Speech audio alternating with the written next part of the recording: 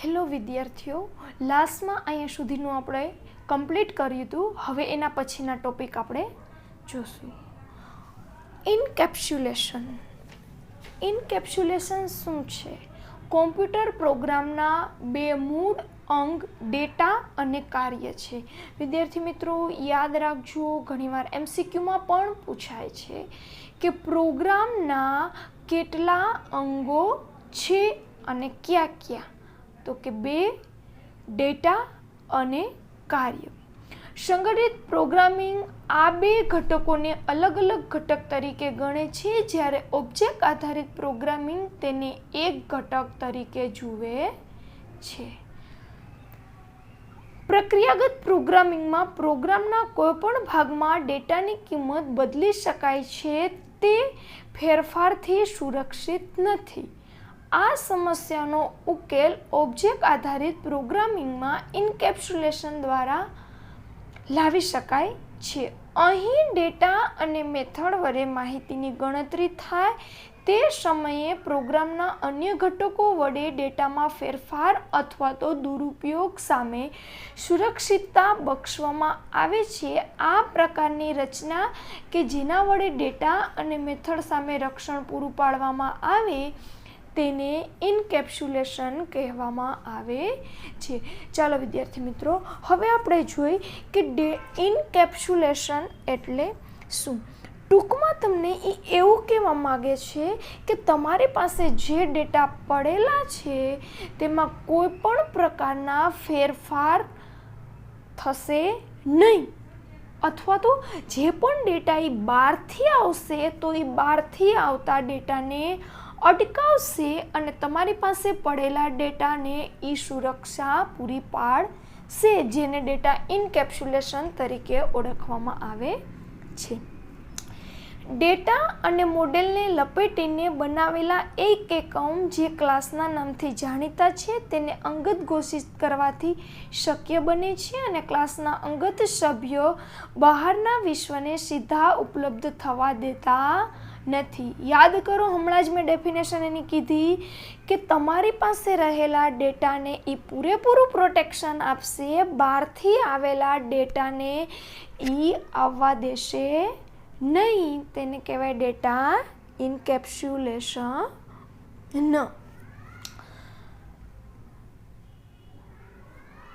ઇનકેપ્સ્યુલેશન બિન ઇરાદાપૂર્વકની પ્રક્રિયાઓ અને બહારના અન્ય ઓબ્જેક્ટ વડે જરૂરિયાત વગરના ડેટાના મેળવવાથી સલામત રાખે છે.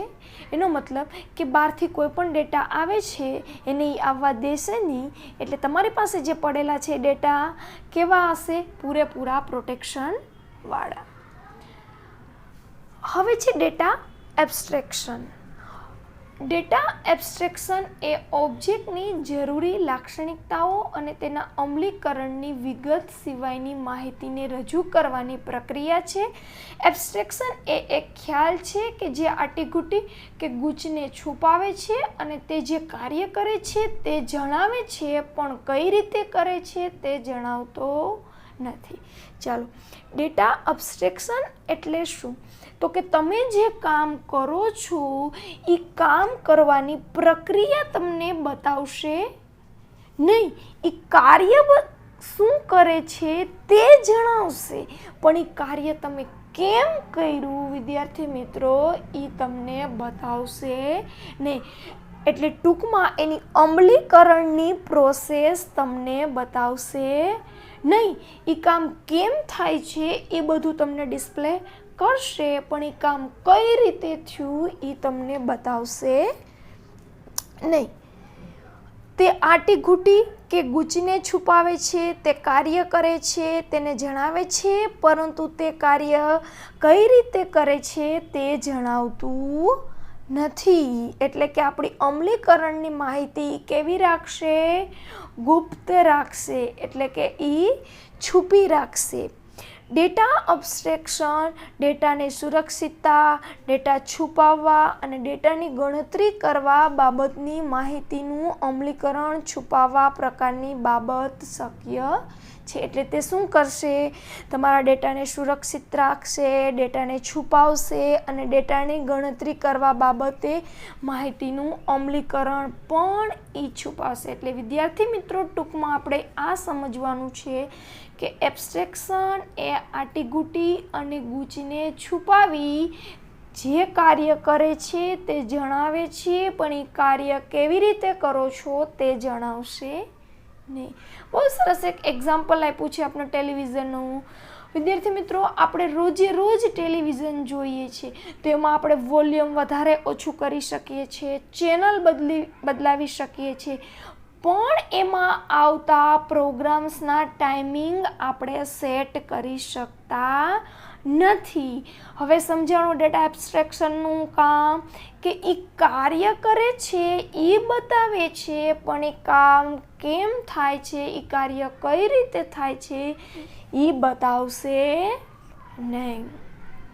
ડેટા એબ્સ્ટ્રેક્શન આપણને વાપરવા માટેનું એક રૂપરેખા કે ઢાંચો મીન્સ કે ટેમ્પલેટ્સ પૂરા પાડે છે. સિસ્ટમ ડેટાનો સંગ્રહ, નિર્માણ અને જાળવણી કઈ રીતે થાય છે તેની કેટલીક માહિતી ગુપ્ત રાખે. જો આપણા સિસ્ટમના ડેટાનો સંગ્રહ, એની નિર્માણ અને એની જાળવણીની માહિતી કેવી એ છુપી રાખશે, બહારની દુનિયામાં એ બતાવશે નહીં. ઓકે વિદ્યાર્થી મિત્રો, સી પ્લસ પ્લસના એબ્સ્ટ્રેક્ટ ડેટા ટાઈપ્સ અથવા તો સ્ટ્રક્ચર અને C++ જાવાના ક્લાસ અને ડેટા એબ્સ્ટ્રેક્શનના ઉદાહરણ છે. ચલો વિદ્યાર્થી મિત્રો, એડીટીનું પૂરું નામ યાદ રાખો. Abstract data type. Okay, C plus plus બરાબર વગેરે એબ્સ્ટ્રેક્ટ ડેટા ટાઈપના ઉદાહરણ છે. ચલો, મેસેજિંગ. ઓબ્જેક્ટ આધારિત પરિભાષામાં મેથડ બોલાવવાની ક્રિયાને મેસેજ કહેવામાં આવે છે. ઇન્કેપ્સ્યુલેશનને કારણે બધી મેથડ કોલનું નિયંત્રણ ઓબ્જેક્ટ વડે થાય છે જે મેથડને ઓળખે છે. ચાલો, મેસેજિંગ એટલે શું? તો એવું કીધું છે મેથડ બોલાવવાની ક્રિયાને મેસેજ કહેવામાં આવે છે. ચાલો વિદ્યાર્થી મિત્રો, હવે યાદ કરો ઇન્કેપ્સ્યુલેશન એટલે શું? આપણે ભણ્યા હતા કે બહારથી આવતા ડેટાને એ અટકાવશે, તમારી પાસે રહેલા ડેટાને એ પ્રોટેક્શન આપશે. તો આ મેસેજિંગ શું કરશે? એ ડેટાને મારે ઉપયોગ માટે બહાર બોલાવવા હોય તો આપણે શેનો ઉપયોગ કરશું? મેસેજનો. એટલે કે છે અહીંયા મેથડ બોલાવવાની ક્રિયાને મેસેજ કહેવામાં આવે છે. એક એક્ઝામ્પલ વિદ્યાર્થી મિત્રો નીચે આપેલું છે. ડેટ નામના ક્લાસમાં ડિસ્પ્લે નામની આપણે મેથડ લીધી છે. ટાઈમ અને પર્સન નામના ક્લાસમાં પણ આપણે ડિસ્પ્લે નામની મેથડ લીધી છે. ઓકે, એટલે શું કહેવા માગે છે કે ક્લાસ અલગ અલગ છે, પણ આપણે કામ શું કરવાનું છે? આપણી મેથડ કઈ છે? તો કે ડિસ્પ્લે ડિસ્પ્લે ડિસ્પ્લે. એટલે આપણે કઈ મેથડ બોલાવી? તો કે આ ડિસ્પ્લે નામની મેથડ આપણે આ 3 ક્લાસમાંથી બોલાવી છે. ચાલો, પોલિમોર્ફિઝમ. પોલિમોર્ફિઝમ એટલે અનેક સ્વરૂપ કે બહુરૂપતા. એક મેથડ કે પ્રક્રિયાના જુદા જુદા સ્વરૂપ હોય છે. ચાલો, પોલિમોર્ફિઝમ એટલે કે અનેક સ્વરૂપ કે બહુરૂપતા. ચાલો યાદ રાખો વિદ્યાર્થી મિત્રો, પોલિમોર્ફિઝમ એટલે શું? તો કે અનેક સ્વરૂપ કે બહુરૂપતા, અથવા આમ બી પૂછી શકે અનેક સ્વરૂપ અને બહુરૂપતાને શું કહેવામાં આવે છે? તો કે પોલિમોર્ફિઝમ. એક બહુ સરસ એક એક્ઝામ્પલ આપ્યું છે. મેક્સ નામનું એક મેથડ લીધેલી છે અહીંયા, બરાબર. હવે વિદ્યાર્થી મિત્રો, તમને કોઈ એમ કહે કે 2 નંબરમાંથી મેક્સિમમ વેલ્યુ ગોતવાની છે, તો તમે ગોતી શકો? તો કે હા, હું તમને 4 નંબર આપું તો 4માં પણ આપણે મેક્સિમમ વેલ્યુ ગોતી શકીએ તો કે હા, 10માં પણ ગોતી શકીએ, 50માં પણ ગોતી શકીએ અને 100માં પણ ગોતી શકીએ. પણ કામ એનું શું છે? મેક્સિમમ વેલ્યુ ગોતવાનું. તો થઈ ગયા સ્વરૂપ. ક્યાંક એના 2 સ્વરૂપ છે, ક્યાંક એના 4 સ્વરૂપ છે, ક્યાંક એના 10 સ્વરૂપ છે. ઓકે, એટલે એને અનેક સ્વરૂપ અને બહુરૂપતા એટલે પોલિમોર્ફિઝમ તરીકે ઓળખવામાં આવે છે. હવે એમાં તમને ફંક્શન કે મેથડ ઓવરલોડિંગ શીખવાડ્યું છે કે ઓબ્જેક્ટ આધારિત પ્રોગ્રામિંગ એક જ ક્લાસમાં એક કરતાં વધારે મેથડ કે જેના નામ સરખા હોય પણ સિગ્નેચર અલગ અલગ હોય તેને વ્યાખ્યાયિત કરવાની મંજૂરી આપે છે. આ લાક્ષણિકતાને ફંક્શન કે મેથડ ઓવરલોડિંગ કહેવામાં આવે છે. ચાલો, એક જ ક્લાસમાં એક કરતાં વધારે મેથડ કે જેના નામ સરખા, એટલે ક્લાસ આપણે કેવો છે? એક જ છે. મેથડ કેટલી છે? એકથી વધારે છે કે જેના નામ કેવા છે? સરખા. હમણાં આગળનું એક્ઝામ્પલ આપણે ડિસ્પ્લે નામનું મેથડ જોયું, પણ આપણા ક્લાસ કેવા હતા? અલગ અલગ હતા. પણ આમાં શું છે? એક જ ક્લાસ છે, બરાબર, પણ મેથડ એકથી વધારે છે. પણ સિગ્નેચર એટલે યાદ કરો વિદ્યાર્થી મિત્રો, સ્ટેટ, આપણી કિંમત, બરાબર, તેને આપણે ફંક્શન કે મેથડ ઓવરલોડિંગ કહીએ છીએ. હવે છે ઓપરેટર ઓવરલોડિંગ. જો date1 અને date2 છે, બરાબર, જ્યાં બંને સંકાર્ય એટલે ઓપરેન્ડ્સ છે આપણા date1 અને date2, બરાબર. અહીંયા માઇનસ પ્રક્રિયા એટલે ઓપરેટર છે. શું છે? ઓપરેટર, બરાબર છે. જો n1 - n2 કરતાં અલગ રીતે કહેવામાં આવે છે. અહીં એ જ પ્રક્રિયાનો અર્થ સંકાર્યના ડેટા પ્રકારના આધારે અલગ કરવામાં આવે છે. આ પ્રકારની બહુરૂપતાને ઓપરેટર ઓવરલોડિંગ કહેવામાં આવે છે. જો date1 છે અને date2 છે, n1 છે, n2 છે, પણ જો આપણા ઓપરેટર સરખા છે, દેખાય છે માઇનસ, એને કહેવાય ઓપરેટર ઓવરલોડિંગ. ચાલો, બે પ્રકારના ઓવરલોડિંગ વડે પોલિમોર્ફિઝમ શક્ય છે વિદ્યાર્થી મિત્રો. ફંક્શન ઓવરલોડિંગ અને ઓપરેટર ઓવરલોડિંગ, જે આપણે ઓલરેડી ઉપર જોયું. હવે એના પછીનું છે, જો તમને એક્ઝામ્પલ આપ્યું છે વિદ્યાર્થી મિત્રો પોલિમોર્ફિઝમનું, આપણે જોયું હતું પોલિમોર્ફિઝમ એટલે કે અનેક સ્વરૂપ અથવા તો બહુરૂપતા. જો શેપ નામની મેથડ છે, એના સ્વરૂપ જુઓ કેટલા છે? ટ્રાયેંગલ, રેક્ટેંગલ, સર્કલ છે, જેને કહેવાય પોલિમોર્ફિઝમ. એકથી વધારે સ્વરૂપ. એગ્રીગેશન અને કમ્પોઝિશન. ચાલો વિદ્યાર્થી મિત્રો, જ્યારે એક ક્લાસના ઓબ્જેક્ટ એ બીજા ક્લાસના ઓબ્જેક્ટથી બનેલા હોય ત્યારે એને એગ્રીગેશન અથવા તો કમ્પોઝિશન કહેવામાં આવે છે. ચાલો વિદ્યાર્થી મિત્રો, આની ડેફિનેશન યાદ રાખો. એગ્રીગેશન અને કમ્પોઝિશન એટલે શું? તો કે એક ક્લાસના ઓબ્જેક્ટ, ક્લાસ કયો છે? તો કે એક આપણો ક્લાસ છે, એમાં ઓબ્જેક્ટ, આપણા એક ક્લાસના ઓબ્જેક્ટ જે છે એ બીજા ક્લાસના ઓબ્જેક્ટથી બનેલા હોય તેને એગ્રીગેશન અથવા તો કમ્પોઝિશન કહેવામાં આવે છે. હજી એકવાર વિદ્યાર્થી મિત્રો, એક ક્લાસના ઓબ્જેક્ટ બીજા ક્લાસના ઓબ્જેક્ટથી બનેલા હોય તેને શું કહેશું? કમ્પોઝિશન અથવા તો એગ્રીગેશન. હવે જો અલગ અલગ ક્લાસ વચ્ચે પૂર્ણ અથવા તો તેમાંનો અંશ સંબંધ રજૂ કરે છે.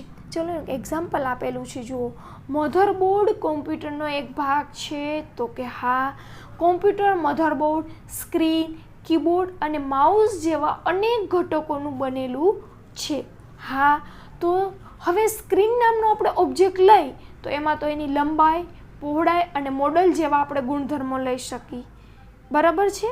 હવે મધરબોર્ડ છે તો એ મોડલ અને કંપની જેવા ગુણધર્મ આપણે એના લઈ શકીએ, બરાબર. એટલે આપણો એક ક્લાસ મધરબોર્ડ ન હતો, એક ક્લાસ આપણો સ્ક્રીન નો હતો. જ્યારે કોમ્પ્યુટર નામનો ક્લાસ આપણે બનાવી ત્યારે મધરબોર્ડ અને સ્ક્રીન ક્લાસના ઓબ્જેક્ટ જેવા એટ્રીબ્યુટ્સનો સમાવેશ થાય. એને શું કહેવાય? એગ્રીગેશન અને કમ્પોઝિશન. ઉપર જ જોયું, એક ક્લાસના ઓબ્જેક્ટ બીજા ક્લાસના ઓબ્જેક્ટથી બનેલા છે. જો છે કોમ્પ્યુટર નામના ક્લાસના ઓબ્જેક્ટમાં બે આવી ગયા, મધરબોર્ડ અને સ્ક્રીન. ઓકે, જુઓ તમને એક એક્ઝામ્પલ આપેલું છે વિદ્યાર્થી મિત્રો. 3 ક્લાસ આપેલા છે. નેમ, એડ્રેસ, ક્લાસના એટ્રીબ્યુટ્સ સાથેનો પર્સનલ ક્લાસ આપેલો છે. એટલે આપણી પાસે ક્લાસ કેટલા છે? નેમ, એડ્રેસ અને પર્સન છે. તો જુઓ અહીંયા પર્સન નામના ક્લાસમાં નેમ અને એડ્રેસ નામના ક્લાસનો ઉપયોગ થયેલો છે. હમણાં જ જોયું આપણે, એક ક્લાસના ઓબ્જેક્ટ એ બીજા ક્લાસના ઓબ્જેક્ટના બનેલા હોય તેને શું કહેવાય? તો કે એગ્રીગેશન અને કમ્પોઝિશન. ક્લિયર? હવે આ એક ક્લાસ છે, એના ઓબ્જેક્ટ બીજા ક્લાસના ઓબ્જેક્ટના બનેલા છે. તો કે યસ. હવે જુઓ, એગ્રીગેશન અને કમ્પોઝિશનની તુલના, એ બેની કમ્પેરિઝન કરવામાં આવે છે. ચલો યાદ રાખો વિદ્યાર્થી મિત્રો, એગ્રીગેશન બે ક્લાસ વચ્ચે કેવો સંબંધ રજૂ કરશે? ભિન્ન અથવા તો નોન એક્સક્લુઝિવ. ચલો યાદ રાખી લ્યો, MCQ પૂછાશે. એગ્રીગેશનમાં બે ક્લાસ વચ્ચે કેવો સંબંધ છે? તો કે ભિન્ન પ્રકારનો. ઓકે, કોઈ ક્લાસ કે જે ઓનર ક્લાસનો એક ભાગ છે તે સ્વતંત્ર રીતે અસ્તિત્વ ધરાવે છે. આ આંશિક ક્લાસ ઓબ્જેક્ટનું કાર્યકાળ ઓનર ક્લાસથી નક્કી થતો નથી. ચાલો, પેલા ઓનર ક્લાસ એટલે આપણો મેઇન ક્લાસ. ઓકે, અને આંશિક ક્લાસ એટલે આપણો સબ ક્લાસ. હવે જો મધરબોર્ડ જો કે કોમ્પ્યુટરનો એક ભાગ છે, પણ તે કોમ્પ્યુટરથી સ્વતંત્ર એક અલગ ઘટક પણ છે. એનો મતલબ એ કોમ્પ્યુટરનો એક ભાગ છે, પણ એને અલગ એક સ્વતંત્ર રીતે પણ એક ઘટક છે. ઓકે, જો નીચે એક્ઝામ્પલ વિદ્યાર્થી મિત્રો આપેલું છે કે અલગ અલગ નેમ ધરાવતા પણ એક જ એડ્રેસ ધરાવતા બે પર્સનના ઓબ્જેક્ટ. ચાલો, N1 N2 છે, બે વ્યક્તિ, એમાં પર્સન P1 અને P2. બરાબર, જોજી બે એક જ એડ્રેસ ધરાવે છે. ઓકે, હવે એગ્રીગેશન કેવો સંબંધ ધરાવતો હતો વિદ્યાર્થી મિત્રો બે ક્લાસ વચ્ચે? Non exclusive. જ્યારે કમ્પોઝિશન એ બે ક્લાસ વચ્ચે અજોડ અથવા તો એક્સક્લુઝિવ સંબંધ ધરાવે છે.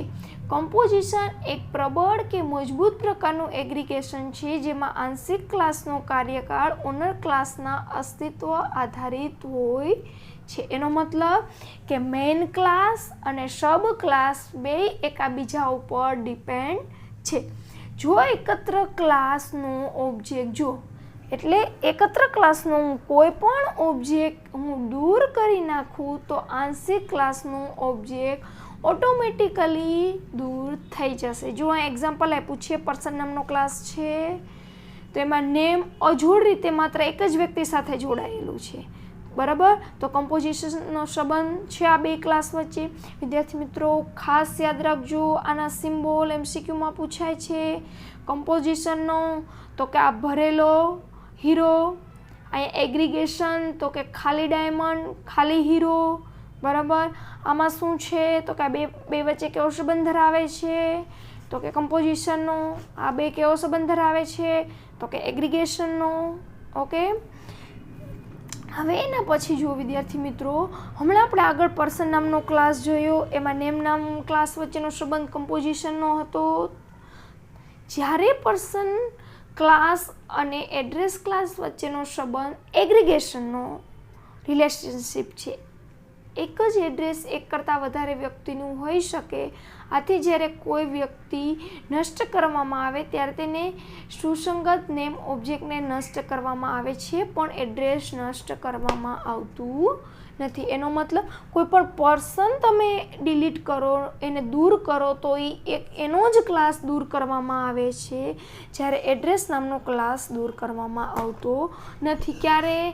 એગ્રીગેશનમાં. બરાબર. જ્યારે કમ્પોઝિશનમાં તો તમે જે ક્લાસ જ્યાંથી ડિલીટ કરો એ સબ ક્લાસમાંથી પણ જતો રહેશે અને આપણો મેઇન ક્લાસમાંથી પણ જતો રહેશે. નોંધ વિદ્યાર્થી મિત્રો, ખાસ યાદ રાખો, કોઈ ક્લાસ જ્યારે અન્ય ક્લાસના ઓબ્જેક્ટ ધરાવતું હોય ત્યારે તેને કયો ક્લાસ કહેવાય? ઓનર ક્લાસ, પૂર્ણ ક્લાસ, વોલ ક્લાસ, એકત્ર ક્લાસ અથવા તો એગ્રીગેટિંગ ક્લાસ. બધા નામ વિદ્યાર્થી મિત્રો યાદ રાખજો. MCQમાં પૂછી શકે કે ઓનર ક્લાસને બીજા કયા નામથી ઓળખી શકાય છે? તો કે પૂર્ણ ક્લાસ, એકત્ર ક્લાસ. ઓકે, એ જ રીતે ક્લાસ ઓનર ક્લાસમાં સમાવેલો છે. જ્યારે સબ્જેક્ટ ક્લાસ અથવા તો આંશિક ક્લાસ અથવા તો એકત્રિત ક્લાસ તરીકે ઓળખવામાં આવે છે. મેઇન ક્લાસને આપણે ઓનર, એકત્રિત ક્લાસ તરીકે ઓળખશું, જ્યારે સબ ક્લાસને આંશિક અથવા તો એકત્રિત ક્લાસ તરીકે ઓળખવામાં આવે છે. હવે છે ઇનહેરિટન્સ. ઇનહેરિટન્સ સામાન્ય રીતે બે ક્લાસ વચ્ચે એક પ્રકારનો સંબંધ ધરાવે છે. ચાલો વિદ્યાર્થી મિત્રો યાદ રાખો, ઇનહેરિટન્સ બે ક્લાસ વચ્ચે કેવો સંબંધ ધરાવશે? એક પ્રકારનો અથવા is a kind of. Okay, જ્યારે એક ક્લાસ અન્ય ક્લાસનો પ્રકાર હોય ત્યારે આ યોગ્ય છે.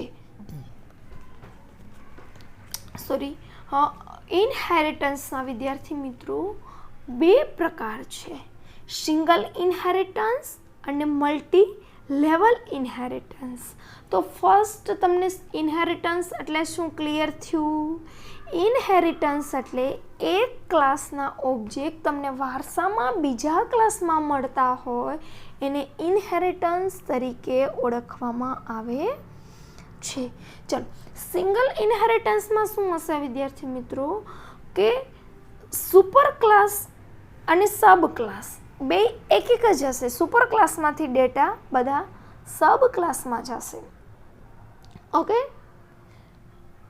જો અહીંયા તમને કીધું છે પર્સન ક્લાસના બધા એટ્રીબ્યુટ્સ અને મેથડ ટીચર ક્લાસને પણ લાગુ પડે છે. બીજા શબ્દમાં કહીએ તો પર્સન ક્લાસના બધા એટ્રીબ્યુટ્સ અને બિહેવિયર ટીચર ક્લાસના વારસામાં મળે છે. આ ઉપરાંત ટીચર ક્લાસના વધારાના એટ્રીબ્યુટ્સ જેવા કે સબ્જેક્ટ, મેથડ જેવા વિષયના લેક્ચર હોઈ શકે. આવા સંજોગોમાં પર્સન ક્લાસનો ઉપયોગ કરીને ટીચર ક્લાસ વ્યાખ્યાયિત કરી શકાય છે. ઓકે, પહેલો પોઈન્ટ ક્લિયર થયો સિંગલ ઇનહેરિટન્સ. તો કે સિંગલ ઇનહેરિટન્સમાં એક આપણો સુપર ક્લાસ હશે. સુપર ક્લાસના બધા ડેટા આપને વારસામાં ક્યાં મળશે? તો કે સબ ક્લાસમાં. Okay, clear? આપણો સુપર ક્લાસના બધા ડેટા આપને ક્યાં મળશે? સબ ક્લાસમાં આપને વારસામાં મળશે. જેનું એક્ઝામ્પલ આપણે વિદ્યાર્થી મિત્રો જોયું. બીજું ઇનહેરિટન્સ હતું આપણે multi level inheritance. Multi level ઇનહેરિટન્સમાં શું થશે વિદ્યાર્થી મિત્રો? ઓમાં આપણે એક જ ક્લાસ હતો, આમાં એકથી વધારે ક્લાસના ડેટા આપણે મેઇન ક્લાસમાંથી મેળવવાના રહેશે. ઓકે, ચાલો, ક્લાસ ડાયાગ્રામમાં ઇનહેરિટન્સમાં આપણે જુઓ એક્ઝામ્પલ આપેલું છે. જો આ પર્સન નામનો ક્લાસ છે જે આપણો સુપર ક્લાસ છે, બરાબર. જો ટીચર્સ નામનો ક્લાસ છે આપણો સબ ક્લાસ છે. જો તો આ એરાનો મતલબ એવો થાય કે આ બધા ડેટા આ ક્લાસમાં જશે? તો કે હા. જો સબ્જેક્ટ આવશે તો કે હા. લેક્ચર્સ આવશે તો કે હા. ક્લિયર? હવે આ જુઓ, આ આપણું મલ્ટી લેવલનું એક્ઝામ્પલ છે. આગળનું જે આપણે આ જોયા આપણું સિંગલ ઇનહેરિટન્સ હતું કે આપણું મેઇન ક્લાસ એક છે અને સબ ક્લાસ પણ એક છે. હવે અહીંયા જુઓ મલ્ટી લેવલનું એક્ઝામ્પલ આપેલું છે. તો કે પર્સન નામનો ક્લાસ છે, એમાં એમ્પ્લોય નામનો ક્લાસ છે અને ટીચર્સ નામનો ક્લાસ છે. જો તો ટીચર તો કે કેની સાથે કલેક્ટેડ છે? તો કે એમ્પ્લોય છે, તો એમ્પ્લોયની સાથે એ પર્સન પણ છે. ઓકે, અને મલ્ટિપલ ઇનહેરિટન્સ કહેવામાં આવે છે. જો ક્લાસને એક કરતાં વધુ પેરેન્ટ ક્લાસનો ઉપયોગ કરીને પણ તારવી શકાય છે. ઉદાહરણ તરીકે બાળક વારસામાં તેના માતા અને પિતા બંનેના લક્ષણો ધરાવે છે. એરોપ્લેન એક પ્રકારનું વાહન છે તથા ઉડી શકે છે તેવા ઓબ્જેક્ટ પણ ધરાવે છે. જ્યારે કોઈ ક્લાસ 2 કે વધુ ક્લાસ પરથી તારવવામાં આવે તો તેને મલ્ટિપલ ઇનહેરિટન્સ કહેવામાં આવે છે. આ એક્ઝામ્પલ મલ્ટિપલ ઇનહેરિટન્સનું છે. હવે છે કમ્પોઝિશન અને ઇનહેરિટન્સની તુલના. આપણે બેને વિદ્યાર્થી મિત્રો કમ્પેર કરવાનું છે કે કમ્પોઝિશન અને ઇનહેરિટન્સ. ઓકે, ચાલો. ઇનહેરિટન્સમાં ક્લાસની ક્રિયાત્મકતા ભેગી વાપરવા, પુનઃ ઉપયોગ કરવા અથવા તો વધારવા માટે અન્ય ક્લાસમાંથી વારસામાં મળે છે. વિદ્યાર્થી મિત્રો, ઇનહેરિટન્સ આવે એટલે આપણે યાદ રાખી લેવાનું વારસો. મને કાંઈ પણ ડેટા વારસામાં મળતા હોય એને કહેવાય ઇનહેરિટન્સ. હમણાં એક્ઝામ્પલ જોયું ને, મમ્મી અને પપ્પાના બંનેના લક્ષણો એના કિડ્સમાં હોય, બરાબર છે. એ જ રીતે અહીંયા મને ડેટા ભેગા કરવા, એને વાપરવા, પાછા ઉપયોગમાં લેવા, બરાબર, એ કેમાં આવશે તો કે ઇનહેરિટન્સમાં. સુપર ક્લાસ અને સબ ક્લાસ વચ્ચે કેવા પ્રકારનો સંબંધ હશે વિદ્યાર્થી મિત્રો? ખાસ યાદ રાખજો. સુપર ક્લાસ અને સબ ક્લાસ વચ્ચે એક પ્રકારનો અ કાઇન્ડ ઓફ, યાદ રાખો, ઇનહેરિટન્સમાં 2 ક્લાસ વચ્ચે કેવો સંબંધ હતો? Is a kind of. જ્યારે સુપર ક્લાસ એટલે આપણો મેઇન ક્લાસ અને સબ ક્લાસ એટલે આપણે ડિરાઇવ્ડ ક્લાસ વચ્ચે કેવા પ્રકારનો સંબંધ હશે? A kind of. કમ્પોઝિશનમાં ક્લાસ અન્ય ક્લાસમાંથી વારસામાં બનતો નથી પણ બીજા ક્લાસ વડે બનેલો હોય છે. ઇનહેરિટન્સમાં વારસો મળે, કમ્પોઝિશનમાં વારસો મળે નહીં. ક્લિયર?